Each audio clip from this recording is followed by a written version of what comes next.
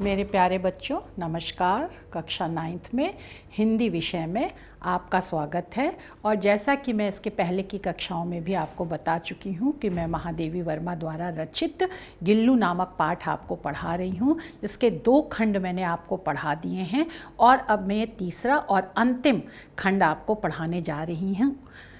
जैसा कि आपको पता ही होगा कि महादेवी वर्मा का ये छाया चित्र है। ये छायावादी कवित्री व लेखिका हैं।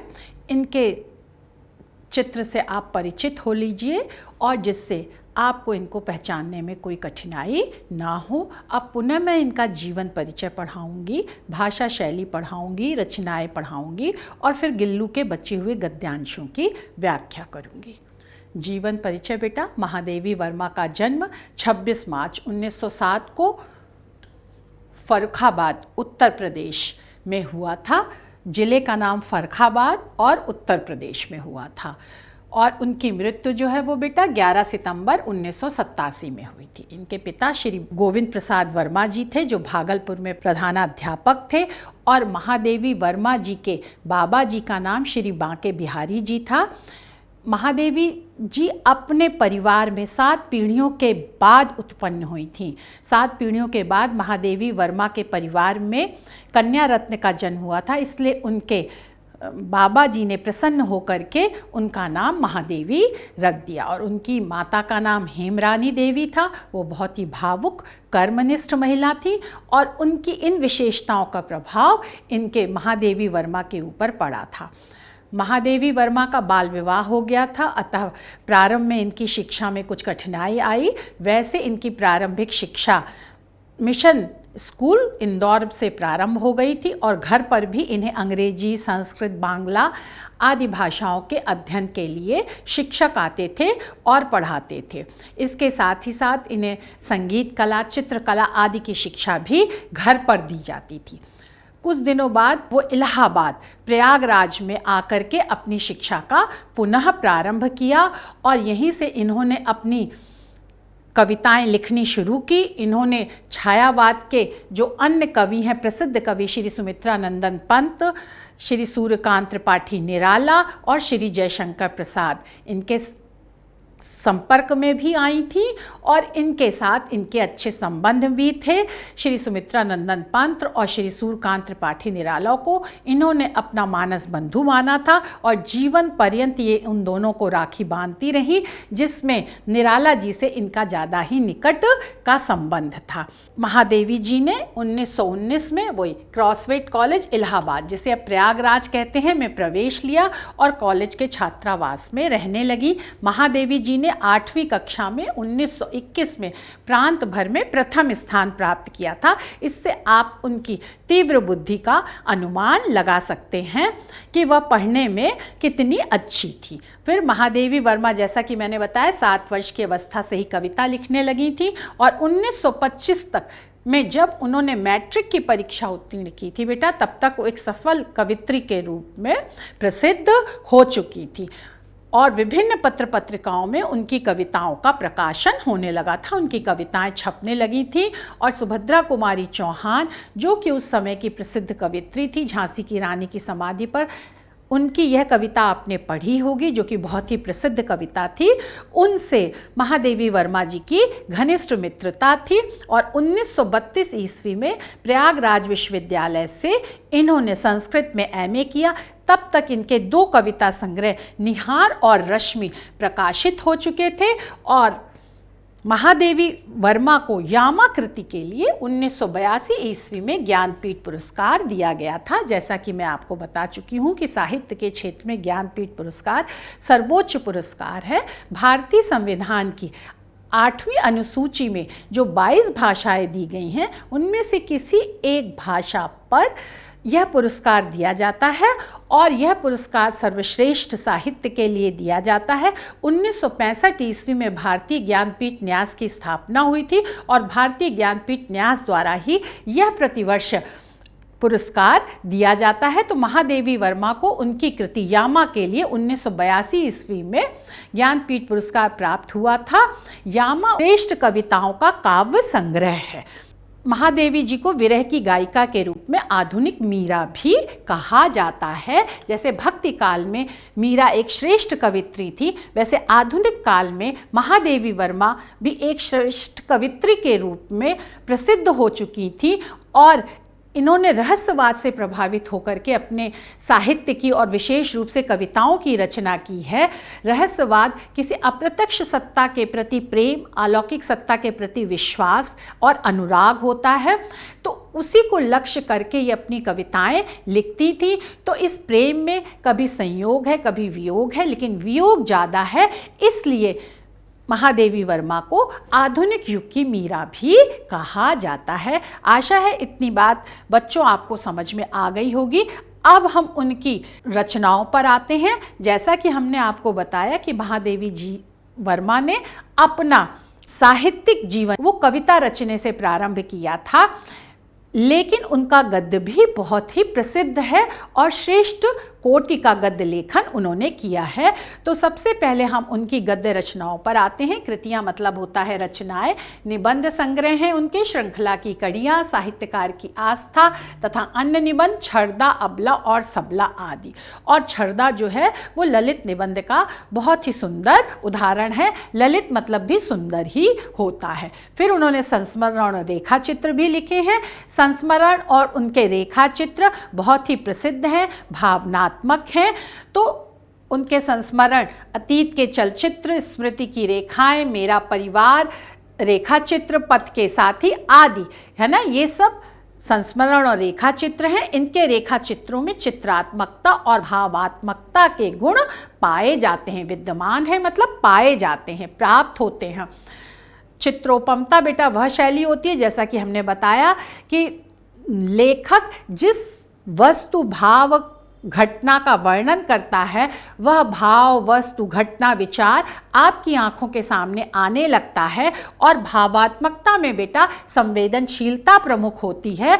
तो इनके रेखा चित्रों में ये दोनों विशेषताएं पाई जाती हैं। और उन्होंने चांद नामक पत्रिका का संपादन भी किया था। यह पत्रिका नारीवादी पत्रिका के रूप में स्थापित हो गई, क्योंकि इसमें नारियों से संबंधित श्रेष्ठ विचार महादेवी वर्मा जी के द्वारा प्रकाशित किए जाते थे। फिर आलोचना बेटा, उन्होंने आलोचना भी लिखी है, जो उनके काव्य संग्रह हैं, जैसे यामा है, दीपशिखा है, इनकी भूमिकाओं के रूप में, विषय प्रवेश के रूप में, और हिंदी का विवेचनात्मक गद्य, ये भी उनकी आलोचना है। काव्य रचनाएं, जैसा कि हमने आपको बताया कि एक प्रसिद्ध कवित्री थी और छायावाद के 4 स्तंभों में से एक प्रमुख थी। छायावाद के 4 स्तंभ श्री जयशंकर प्रसाद, श्री सुमित्रा नंदन पंत, महादेवी वर्मा और श्री सूर्यकांत त्रिपाठी निराला जी हैं। तो इन 4 स्तंभों में महादेवी वर्मा का नाम बड़े ही सम्मान के साथ लिया जाता है। इनकी काव्य रचनाओं के नाम निहार, रश्मि, नीरजा, सांदगीत, यामा, दीपशिखा आदि हैं। अब हम उनकी भाषा पर आते हैं, क्योंकि भाषा के माध्यम से ही साहित्यकार अपने साहित्य की रचना करता है और इसके साथ ही वह एक शैली को भी अपनाता है। शैली के द्वारा अपने भाव, वस्तु, कथ्य आदि को एक व्यवस्थित क्रमबद्ध रूप देता है। और ये एक पद्धति है, एक तरीका है, जिसके द्वारा वह अपने साहित्य को प्रकट करता है, जिसका प्रयोग वह अपनी रचनाओं में करता है। तो ये तो स्पष्ट है कि महादेवी वर्मा जी ने साहित्यिक खड़ी बोली का प्रयोग किया है। अब उनकी खड़ी बोली की क्या विशेषताएं हैं, ये हम बता रहे हैं। वह उत्कृष्ट है, उच्च कोटि की है, समर्थ है मतलब सक्षम है, हर तरह के भावों को प्रकट करने के योग्य है, सशक्त है, उसमें अर्थ गंभीर है, शुद्ध है, साहित्यिक है, साहित्य के तत्वों से परिपूर्ण है। और शुद्ध और साहित्यिक होने के साथ ही साथ उसमें संस्कृत के तत्सम शब्दों का भी प्रयोग किया गया है, इसलिए उनकी भाषा को संस्कृतनिष्ठ खड़ी बोली भी कहा जाता है। साथ ही साथ बेटा उन्होंने उर्दू, अंग्रेजी शब्दों का भी प्रयोग किया है। अन्य भाषाओं के शब्द जो हमारे हिंदी भाषा में बहुत प्रचलित हो गए हैं, हम उनका दिन प्रतिदिन में उपयोग करते हैं, तो उन शब्दों का प्रयोग करके उन्होंने अपनी रचनाओं में स्वाभाविकता लाने का प्रयास किया है। साथ ही साथ उचित स्थानों पर मुहावरों का प्रयोग करके अपनी भाषा को जीवंत और सजीव बनाया है। और ये मुहावरे और लोकोक्तियाँ आम जीवन से संबंधित होते हैं, जनजीवन में इनका प्रयोग किया जाता है, तो इससे इनकी भाषा में लोक जीवन की सजीवता भी आ गई है, समावेश हो गई है, मतलब युक्त हो गई है, इसके अंदर पाया जाता है। फिर महादेवी जी यथार्थवादी गद्य लेखिका थी। यथा तथ्य वर्णन करना, जैसा इन्होंने देखा सुना उसको साहित्यिक तत्वों से युक्त करके एक रचना का रूप देना में ये निपुण थी, तो इसीलिए महादेवी वर्मा को यथार्थवादी गद्य लेखिका भी कहा जाता है। और जैसा कि हमने बताया कि इनकी रचनाओं में किस प्रकार की शैलियाँ प्राप्त होती हैं, चित्रोपम शैली है, वर्णनात्मक शैली है, वस्तु और भाव का ये वर्णन करती हैं, वह आपके आंखों के सामने चित्र की तरह घूमने लगता है, और जिस विषय वस्तु को ये लेती हैं उसका विस्तार से वर्णन करती हैं, उसका विवेचन करती हैं और उसके गुण दोष बताती हैं, भावात्मक उसमें संवेदनशीलता होती है और व्यंग्यात्मकता भी होती है, कटाक्ष होता है, किसी बात को वो स्पष्ट रूप से नहीं कह पाती है प्रत्यक्ष रूप से, तो उसके लिए वह व्यंग करती हैं और व्यंग्यात्मक शैली के माध्यम से अपने विचारों को प्रकट करती है। अलंकारिक शैली भी है इनका, इन्होंने अपने साहित्य को विभूषित किया है, सुसज्जित किया है। सूक्ति शैली है, सुंदर सुंदर कथनों का इन्होंने प्रयोग किया है अपने साहित्य में, और उदाहरण दे करके भी अपनी विषय वस्तु को स्पष्ट किया है, तो उद्धरण शैली का भी प्रयोग किया है। और यह सब शैलियाँ इनकी रचनाओं में द्रष्टव्य हैं, मतलब दिखाई देती हैं, स्पष्ट हैं। फिर इनकी गद्य शैली में बौद्धिकता है, चिंतन मनन है, काव्यात्मकता है, मतलब उसमें संवेदनशीलता है, उसके साथ ही साथ उनकी गद्य की भाषा में भी एक स्वाभाविकता, गति है, लय है और ताल है, भावात्मकता है, आपके हृदय को छू लेती है, मार्मिकता है, आपके हृदय के अंदर तक जाकर के वह बात, वह कथ्य पहुंच जाता है, और व्यंग्यात्मकता भी पाई जाती है। इनकी भाषा का उत्कृष्ट उदाहरण, श्रेष्ठ उदाहरण इनकी रचना मेरा परिवार में दिखाई देता है, और मेरा परिवार में से ही यह आपका गिल्लू नामक पाठ लिया गया है। आशा है बच्चों आपको उनकी ये रचनाएं और भाषा शैली समझ में आ गई होगी।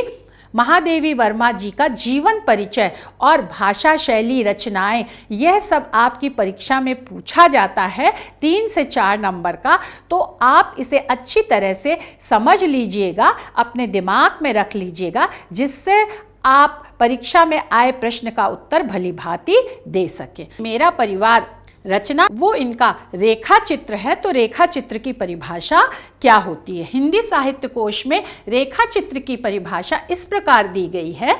रेखा चित्र किसी व्यक्ति का, वस्तु का, घटना का, भाव का कम से कम शब्दों में, ये भाव है ना, का कम से कम शब्दों में मर्मस्पर्शी, हृदय को छू लेने वाला, भावपूर्ण, संवेदनात्मक और सजीव, जीवंत अंकन चित्रण है।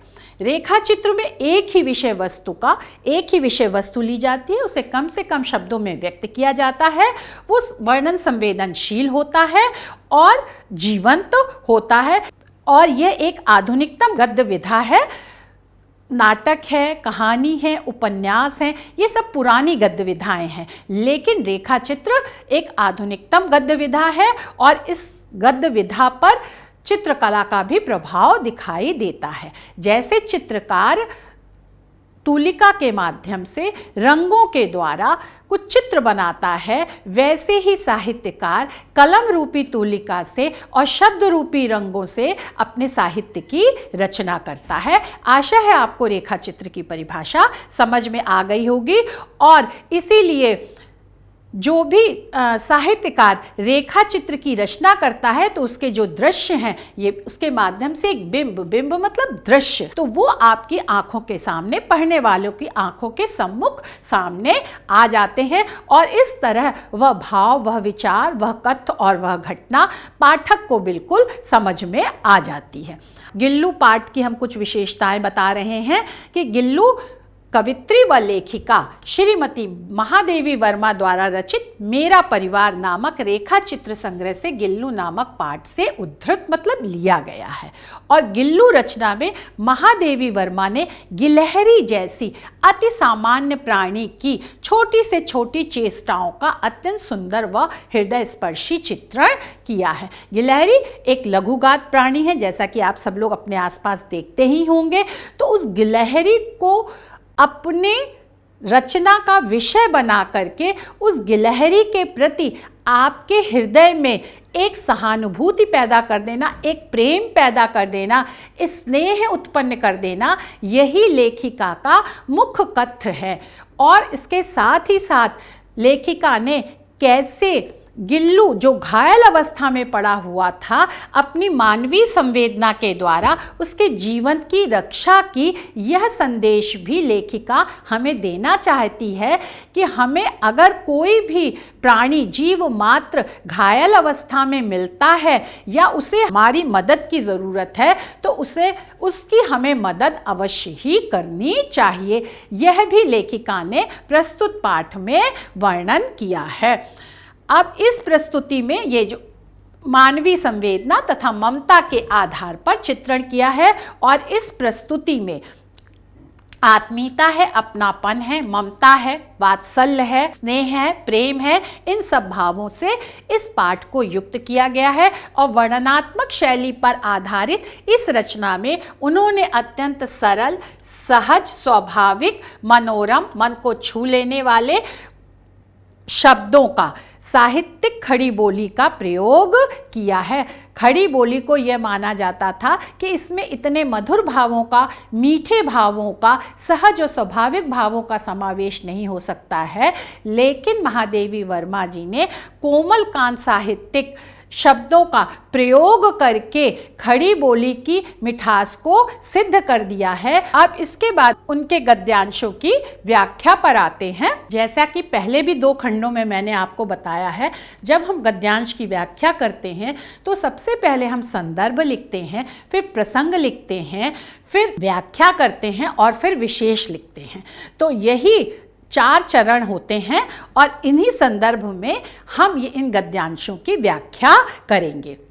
संदर्भ बेटा, संदर्भ में पाठ का नाम और रचनाकार का नाम, रचना का नाम और रचनाकार का नाम लिखा जाता है। तो प्रस्तुत गद्यांश हमारी पाठ पुस्तक हिंदी के गद्य खंड में संकलित पाठ गिल्लू शीर्षक से लिया गया है और इसकी लेखिका महादेवी वर्मा है।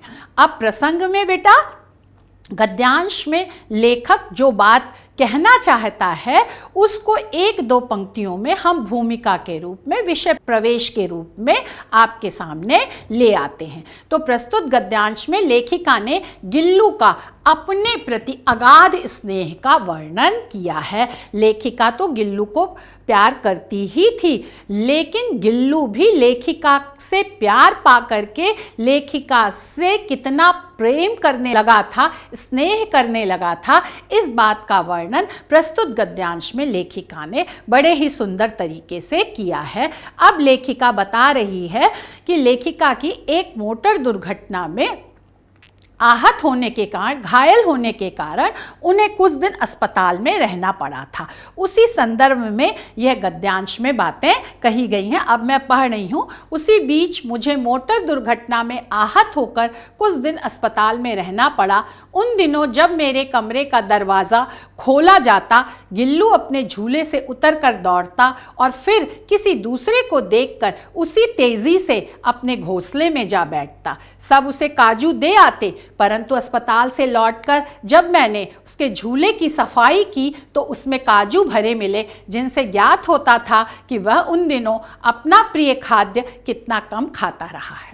अब इसमें लेखिका ये बता रही है कि एक मोटर दुर्घटना में जब लेखिका घायल हो गई और वो अस्पताल में रही तो गिल्लू उस समय घर में ही था और गिल्लू अपने झूले में रहता था, जो उसका झूला रूपी घर था वहीं रहता था। लेकिन जैसे ही द्वार खोला जाता था कमरे का, वैसे ही वो अपने घर रूपी झूले से उतर करके नीचे आ जाता था तुरंत और सोचता था कि शायद लेखिका आ गई। लेखिका रूपी जो उसकी माँ थी, थी, जो उसकी संरक्षिका थी, तो क्या वो आ गई? वो कितनी बेचैनी से और व्याकुलता से उनकी प्रतीक्षा कर रहा था और उसे ये लग रहा था कि कितनी जल्दी वो घर आए, कहाँ गई हैं और मैं किस तरह से उनको देखूं। इसी बात का वर्णन, इसकी इसी बेचैनी का, इसी व्याकुलता का वर्णन लेखिका ने इन पंक्तियों में किया है। और जब हम किसी प्रिय के वियोग में दुखी होते हैं तो सबसे पहले हमारा खाना पीना छूटता है। तो इसी तरह गिल्लू, जो कि एक छोटा सा प्राणी था, लेकिन उसने भी अपनी प्रिय, जो उसकी संरक्षिका थी, उनके वियोग में, उनको जब वो नहीं देख पाता था, उनसे उसकी मुलाकात नहीं हो रही थी, तो जो उसका सबसे प्रिय भोज्य था, खाद्य पदार्थ था, उसका आहार था, वह उसने खाना छोड़ दिया था। जबकि घर के अन्य लोग उसका पूरा ध्यान रखते थे और उसका जो प्रिय भोज्य था काजू, वह उसे देते थे, लेकिन वो लोगों को लगता था कि उसने खा लिया। लेखिका बता रही है कि अस्पताल से लौटने पर जब वो थोड़ी ठीक हुई और उन्होंने उस झूले की सफाई की, तो यह पाया कि उसने शायद एकाध कुछ खाया होगा काजू, नहीं तो सारे के सारे काजू उसके घर में वैसे के वैसे ही रखे हुए थे। तो गिल्लू का लेखिका के प्रति कितना प्रेम था, उन्हें देखने की कितनी बेचैनी थी, और उनके वियोग में गिल्लू ने खाना भी नहीं खाया था, जो कि एक मनोवैज्ञानिक सत्य है। इस मनोवैज्ञानिक सत्य का भी लेखिका ने प्रस्तुत पंक्तियों में उद्घाटन किया है। लेखिका आगे कहती है, मेरी अस्वस्थता में वह तकिए पर सिरहाने बैठकर अपने नन्हे नन्हे पंजों से मेरे सिर और बालों को इतने हौले हौले सहलाता रहता कि उसका हटना एक परिचारिका के हटने के समान लगता। गर्मियों में जब मैं दोपहर में काम करती रहती तो गिल्लू ना बाहर जाता, ना अपने झूले में बैठता। उसने मेरे निकट रहने के साथ गर्मी से बचने का एक सर्वथा नया उपाय खोज निकाला था। वह मेरे पास रखी सुराही पर लेट जाता और इस प्रकार समीप भी रहता और ठंडक में भी रहता। अब लेखिका यहाँ बता रही है कि लेखिका जब बीमार थी, उसका स्वास्थ्य ठीक नहीं था, वह लेटी रहती थी, तो गिल्लू कैसे आ करके उसकी समझदारी और उसकी बुद्धिमत्ता और उसके प्यार का उदाहरण दे रही हैं कि लेखिका के सिरहाने आकर के बैठ जाता था और धीरे धीरे अपने कोमल और मुलायम पंजों से लेखिका के सिर और बालों को सहलाता था, धीरे धीरे प्यार करता था उन्हें। और लेखिका को भी उसका ये सिर सहलाना, बाल सहलाना बहुत अच्छा लगता था, क्योंकि लेखिका कह रही है जैसे ही गिल्लू उनके पास से जाता तो ऐसे लगता था कि जैसे कोई सेविका, कोई अपना प्रिय जो मन से सेवा कर रहा है, वो अब हमसे दूर चला गया है। तो लेखिका भी यह नहीं चाहती थी कि गिल्लू से दूर जाए, बल्कि गिल्लू उनके पास रह करके ही प्रेम से उनके सर और बालों पर हाथ फेरता रहे। लेखिका भी ये चाहती है, तो दोनों का परस्पर प्रेम भी यहाँ पर प्रकट हो जाता है। उसके साथ ही लेखिका यह कहती है, क्योंकि एक बार मोटर दुर्घटना में घायल होकर के कुछ दिन अस्पताल में रही, उसके बाद जब मैं घर आई तो गिल्लू बिल्कुल मेरे पास से दूर हटना ही नहीं चाहता था। जब बाहर बहुत गर्मी पड़ रही थी, गर्मी का मौसम था, तो लेखिका अपने कमरे में ही दिन भर काम करती रहती थी, तो वह गिल्लू भी उन्हीं के पास रहना चाहता था और उसने उस गर्मी से बचने का एक उपाय भी निकाल लिया था, एक रास्ता ढूंढ लिया था। लेखिका ने अपने पानी पीने के लिए जो एक सुराही रखी थी, सुराही जो कि मिट्टी का घड़ा भी जिसे कहते हैं, तो वो जो ठंडा होता है उसके ऊपर गिल्लू लेट जाता था, उससे चिपट जाता था। इस तरह से उसे उस सुराही की ठंडक भी मिलती रहती थी, क्योंकि उस सुराही के अंदर पानी था, और साथ ही साथ उसे लेखिका की समीपता भी प्राप्त होती रहती थी। और इस तरह से दोनों, लेखिका और गिल्लू, एक ही कमरे में साथ रहते, गर्मी से भी छुटकारा मिल जाता था गिल्लू को भी, और दोनों इस तरह से आपस में एक दूसरे के प्रति प्रेम प्रकट करते रहते थे, एक दूसरे से दूर नहीं जाना चाहते थे। लेखिका प्रस्तुत गद्यांश में पंक्तियों में यही बताना चाहती है। और फिर गिलहरियों के जीवन की अवधि लेखिका आगे कह रही है कि गिलहरियों का जो जीवन होता है बेटा, उसका समय 2 वर्ष से ज़्यादा नहीं होता।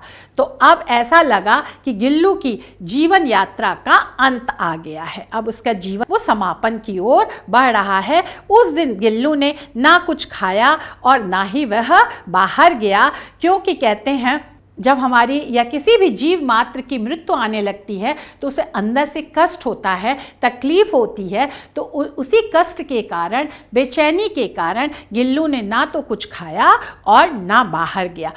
आशा है बच्चों प्रस्तुत गद्यांश की व्याख्या आपको समझ में आ गई होगी। और अब हम विशेष पे आ रहे हैं कि जीव मात्र का एक दूसरे के प्रति प्रेम का हृदय स्पर्शी चित्रण सरस जीवंत भाषा में और संवेदनात्मक शैली में किया है। लेखिका ने बड़े ही सुंदर तरीके से गिल्लू का अपने प्रति प्रेम प्रकट किया है कि जब वो अस्वस्थ थी तब भी गिल्लू ने कैसे उनकी सेवा की, उनके समीप रहा और वो उनसे बिल्कुल दूर नहीं हटना चाहता था।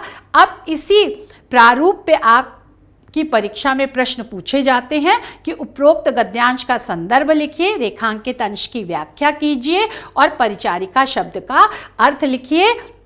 आशा है आपको इस गद्यांश की व्याख्या समझ में आ गई होगी। मैंने पूरे गद्यांश की व्याख्या बताई है कि हो सकता है जो पंक्तियां इनमें रेखांकित हों उसके अलावा आपकी परीक्षा में अन्य पंक्तियों को रेखांकित कर दिया जाए तो आप उन पंक्तियों की भी व्याख्या आसानी से लिख सके। अब हम आपको आगे का गद्यांश पढ़ाते हैं। वैसे ही आप संदर्भ लिखेंगे। प्रस्तुत गद्यांश हमारी पाठ्य पुस्तक हिंदी के गद्य खंड में संकलित पाठ गिल्लू शीर्षक से लिया गया है और इसकी लेखिका महादेवी वर्मा है। फिर प्रसंग क्या है? प्रस्तुत गद्यांश में लेखिका ने अपने सबसे प्रिय जीव के अंतिम क्षणों की बेचैनी का भावाकुल शब्दांकन किया है, भावपूर्ण चित्रांकन किया है। इसके पहले के गद्यांश में हमने बताया कि लेखिका ने जैसा कि बताया कि गिलहरियों की अवधि सामान्यतः 2 वर्ष की होती है, तो अब 2 वर्ष का गिल्लू हो गया था, तो अब उसके जीवन की अंतिम घड़ियां आ रही थी, तो किस तरह से उसे पीड़ा हो रही थी, बेचैनी हो रही थी, वेदना हो रही थी, उसका वर्णन करते हुए लेखिका कहती है, रात में अंत की यातना में भी वह अपने झूले से उतरकर मेरे बिस्तर पर आया और ठंडे पंजों से मेरी वही उंगली पकड़कर हाथ से चिपक गया जिसे उसने अपने बचपन की मरणासन्न स्थिति में पकड़ा था। अब लेखिका पुनः बता रही है कि अंत की यातना, जो अंतिम समय का जो कष्ट था, जब गिल्लू मिला था लेखिका को तब भी वह कष्ट में था। 2 कौओं के द्वारा अपनी चोंचों से उसे घायल कर दिया था, बड़ी मुश्किल से लेखिका ने उसको बचाया था और अंत में भी अब वही बेचैनी आ गई है। तो लेखिका कह रही है जिस तरह से लेखिका ने उस समय उसे प्यार से पाला था, तो अब उसी प्यार का अनुभव करके वह गिल्लू झूले से अपने घर से उतर करके लेखिका के बिस्तर पर आ गया है और ठंडे पंजों से, कहते हैं जब किसी भी जीव मात्र की मृत्यु होने लगती है तो धीरे धीरे उसका शरीर ठंडा पड़ने लगता है और वह अपने पंजों से ही लेखिका को पकड़ता था। तो जब उसने अपने पंजों से लेखिका को पकड़ा तो लेखिका महसूस हुआ कि उसके ये पंजे ठंडे पड़ गए हैं, तो उन पंजों से उसी उंगली को पकड़ा और लेखिका के हाथ से चिपक गया, जैसे ही वो कह रहा हो कि मुझे मत छोड़ो और मैं आपसे दूर नहीं जाना चाहता हूँ। इस तरह से अपने प्रेम की अभिव्यक्ति कर रहा है, जिसे उसने अपने बचपन की, जब वो पैदा हुआ था और मृत्यु के समीप था, उस समय जैसे लेखिका ने उसको पकड़ा था और वो भी लेखिका से चिपक गया था, तो उसी का वर्णन यहाँ पर लेखिका कह रही है कि जन्म के समय भी, जन्म के बाद भी और मृत्यु के समय भी वह लेखिका का साथ नहीं छोड़ना चाहता है। पंजे इतने ठंडे हो रहे थे कि मैंने जागकर हीटर जलाया और उसे उष्णता देने का प्रयत्न किया। लेखिका बता रही है कि उसके पंजे एकदम सर्द पड़ गए थे, तो लेखिका को लगा कि इसे गर्मी चाहिए, तो उन्होंने उठकर हीटर जलाया जिससे उसे गर्मी मिले और प्रयास किया, उसे गर्मी देने की कोशिश की, परंतु प्रभात की प्रथम किरण के स्पर्श के साथ ही वह किसी और जीवन में जागने के लिए सो गया। लेखिका यहाँ पर कह रही है कि जैसे ही प्रातः काल में सूर्योदय हुआ, उसका प्राणांत हो गया था गिल्लू का, और अब वो यहाँ नहीं रहा था। क्योंकि हम भारतीय पुनर्जन्म में विश्वास करते हैं, तो लेखिका ने कहा यहाँ से तो वो चला गया, लेकिन कहीं ना कहीं उसका जन्म अवश्य ही हुआ होगा। जैसे सूर्य यहाँ तो अस्त हो जाता है, पर कहीं ना कहीं सूर्योदय अवश्य होता है, वैसे ही गिल्लू यहाँ से जरूर चला गया है, उसकी मृत्यु हो गई है, लेकिन कहीं ना कहीं उसने जन्म अवश्य लिया होगा। उसका झूला उतार कर रख दिया गया। अब लेखिका भावुक हो गई है और कह रही है जब गिल्लू ही नहीं रहा तो उसके झूले रूपी घर का हम क्या करेंगे। तो लेखिका ने वह झूला उतार करके रख दिया। खिड़की की जाली बंद कर दी गई, जिस जाली से वह बाहर जाता था, अपनी स्वतंत्रता का उपभोग करता था और अपने मित्रों के साथ खुश रहता था, वो सब बंद कर दिए गए। परंतु गिलहरियों की नई पीढ़ी जाली के उस पार चिकचिक करती ही रहती है और सोनजोही पर बसंत आता ही रहता है। अब लेखिका यहाँ पर यह बताना चाहती है, जो जन्म लेता है उसकी मृत्यु तो निश्चित है, लेकिन इस सृष्टि के सारे कार्यकलाप वैसे ही चलते रहते हैं। वो गिलहरियों का झुंड वैसे ही आता था, गिल्लू को ढूंढता था, और सोनजोही पर वैसे ही फूल खिलते हैं और वैसे ही बसंत ऋतु आती है। अगर कोई नहीं दिखाई देता है तो सिर्फ गिल्लू ही नहीं दिखाई देता है। सोनजोही की लता के नीचे गिल्लू को समाधि दी गई है, इसलिए भी कि उसे वह लता सबसे अधिक प्रिय थी, इसलिए भी कि उस लघुगात का किसी बासंती दिन जूही के पिता छोटे फूल में खिल जाने का विश्वास मुझे संतोष देता है।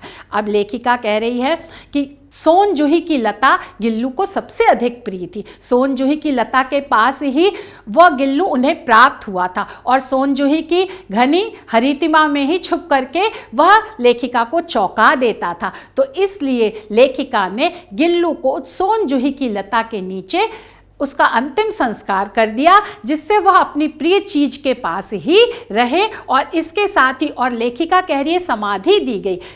जो अपना बहुत प्रिय होता है उसे हम उच्च स्थान देते हैं, तो यह समाधि योगियों को प्राप्त होती है, योगियों को मिलती है। लेकिन लेखिका अपने प्रिय गिल्लू के लिए भी समाधि शब्द का, अंतिम संस्कार के लिए समाधि शब्द का प्रयोग कर रही है। और उस लघुगात का, जो लघुगात कौन है, गिल्लू है, क्योंकि वो छोटा सा प्राणी था, है ना, किसी बासंती दिन। और लेखिका यह आशा कर रही है कि बसंत ऋतु में जब मौसम सुहावना होगा, तब किसी दिन जूही के पीताब, जो सोनजोही की बेल है जिसमें पीले रंग की चमक से भरे हुए फूल खिलते हैं, तो उस फूल के रूप में गिल्लू कभी ना कभी उस सोनजोही की लता में आएगा।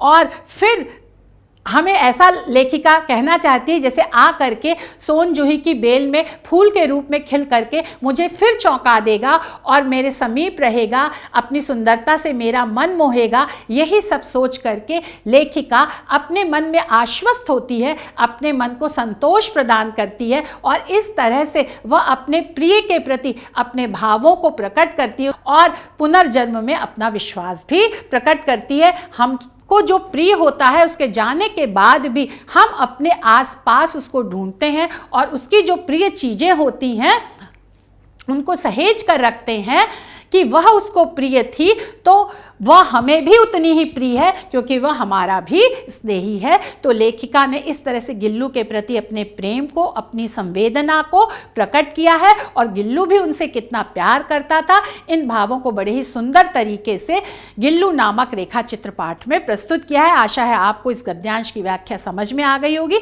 अब हम पुनः विशेष पर आते हैं। अपने प्रिय जीव गिल्लू की स्मृति में, याद में लेखिका हर तरह से अपने हृदय और अपने आसपास की प्रकृति में भावपूर्ण रूप में खोजती, सहेजती और संवारती है। गिल्लू के किसी न किसी रूप में फिर से जन्म लेने की आशा का वर्णन लेखिका ने शुद्ध साहित्यिक खड़ी बोली में भावात्मक शैली में किया है।